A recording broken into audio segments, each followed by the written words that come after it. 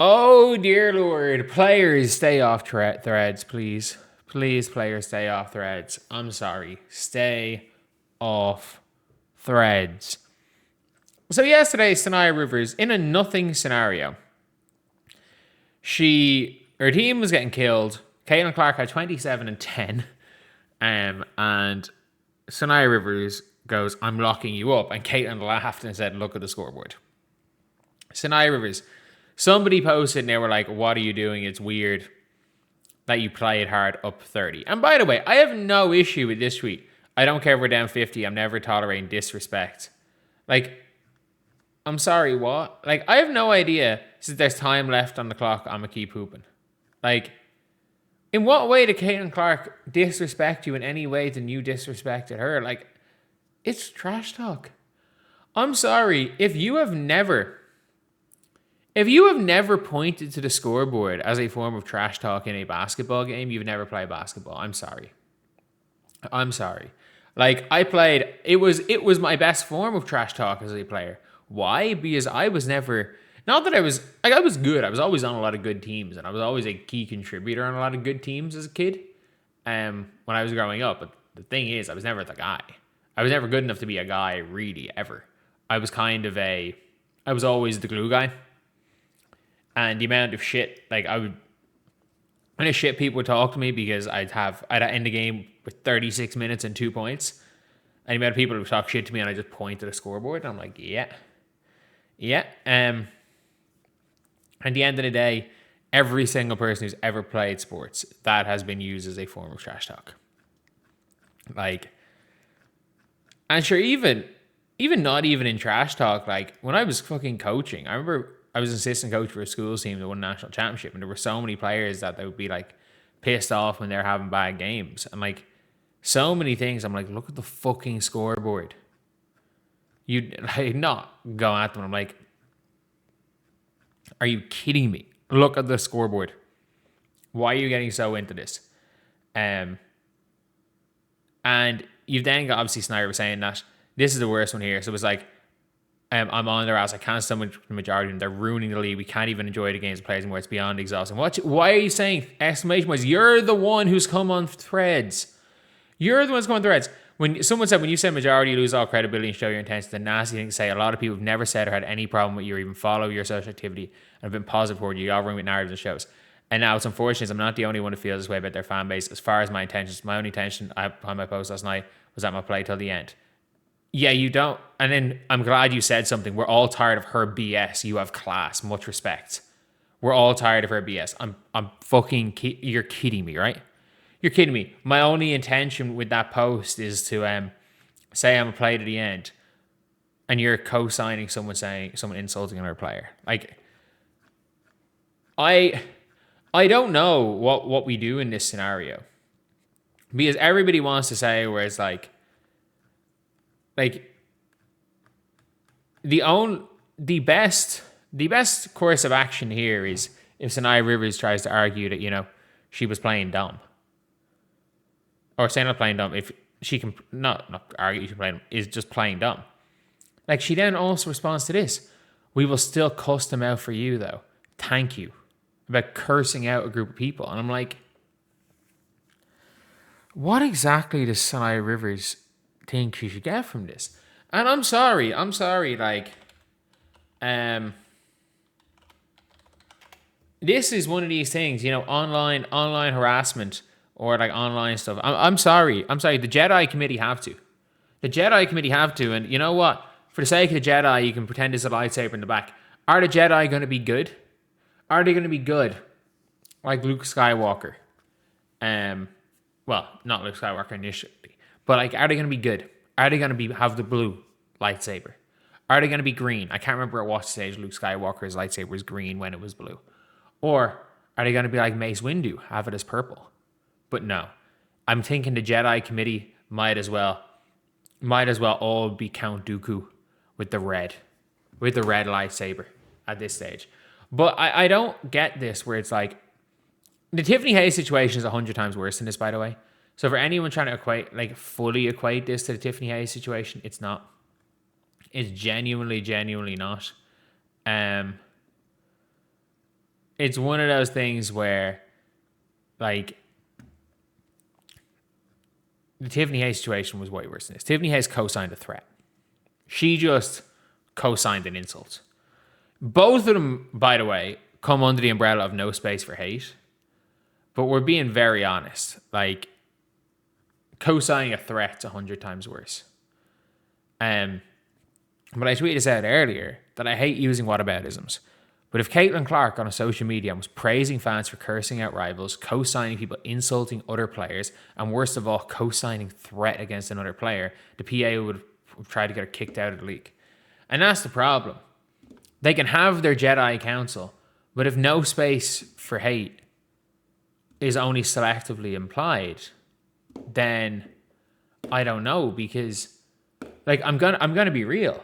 The WNBA as a league are lucky that Caitlin Clark is a decent human being. Because if Caitlin Clark went on social media and started actually trying to weaponize her fan base like she's being accused of, they would have tried to kick her out of the league. They would have kicked her out of the league. This is a person who just posts basketball highlights. That's all she does on social media, is talk about basketball. She's someone who, while this is all going on, again, had an article written about her yesterday that heavily implied that she's going to go and get somebody murdered, get another player murdered. And I'm like, at what stage is it like, do the league have to step in? And the funniest part about all this is that I don't think Saniya Rivers realizes that her team, like, there's always a chance that the Indiana Fever choose Kelsey Mitchell over Caitlin Clark. There's a possibility they're in such bad cap space hell and they can't keep both of them. There is always that possibility. And they choose Kelsey Mitchell first. Do I think that's going to happen? I still think yeah. I still think yeah. Because I'm saying, oh, Caitlin Clark's younger. Like, by the time you lose control of Caitlin Clark, like, Kelsey Mitchell's still going to be young. Not young, but like at the end of her peak. But like, the Houston Comets are going to be trying to trade for Caitlin Clark, and I don't think Saniya Rivers realizes. You see all these new franchises, they're all analytically based franchises.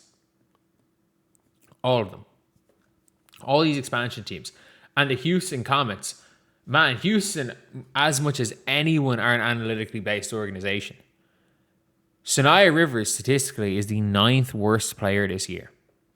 And unlike most other players, where it's like they have one major deficiency, like, the only players in the league that are terrible on both ends, like, for example, like, Zaya Cook is a bad offensive player, horrendous defensive player. Cass Prosper, bad defense, horrendous offense. Conde, decent, like, average offense, horrendous defender. Saniya Rivers is terrible on both.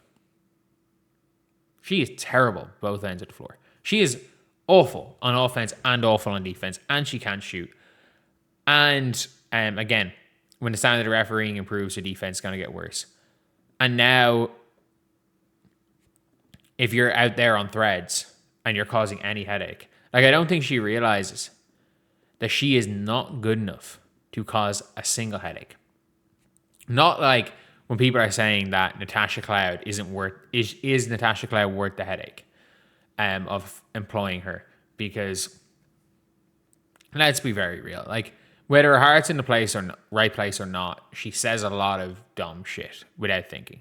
And again, I'm not going to, like, it is, again, it's like, are you worth the headache? Like, as someone who also does that, let's be very real. Like, there is absolutely, like, you would, if for example, that I was working for a media company and I was still making the exact same content I was doing, I'm doing now in the exact same way as I'm doing it now. But there are a lot of companies that might be like, man, he's just not worth the headache. Like, he's really pissing a lot of people off. And you know what? He's not good enough at the whole media thing to be worth it. Like, he's not Stephen A. Smith. He's not Pat McAfee. He can't be pissing people off. And let's be very real. Like, if I was in a position in mainstream media, I think that would be a conversation being had around me, because and I didn't change up anything on this channel. Obviously, if I was in that scenario, I wouldn't be cursing out people and doing all this other stuff. Because at the end of the day, I come from social media where entertainment and no filters kind of the game. But yeah, it is awful. It is genuinely awful to see. But like, the conversation doesn't become with Saniya Rivers. I think there's probably already a conversation about whether or not you cut your losses with Saniya Rivers. Because like, if you sign her as a guarantee for a 4th year, she's making like $500K in 2 years, and she's not worth that.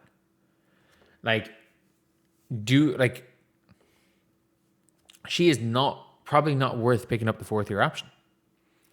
So now we're having that conversation where it's like, do we cut her? So her contract's probably not going to be guaranteed next year.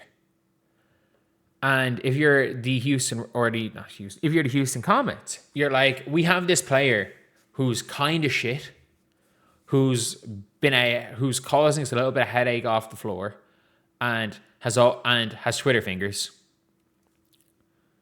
Like, what are we doing? Like, what is the point? And also, earlier on in the year, let's never forget that in a confrontation between Diamond Miller and Breanna Mabry, she defended a person who was no longer her teammate and like aggressively grabbed Diamond Miller, looking like she wanted to go after Diamond Miller. Like, I don't think Saniya Rivers realizes that with all of this happening, I don't think she's playing her way out of the league, because I think there are still some positives. But like, she is not good enough to even slightly piss off a front office.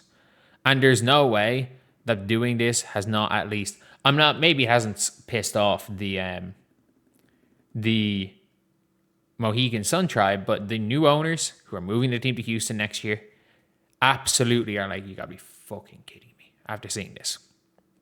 And she's not good enough to even have any conversation about that. She's just not good enough for that.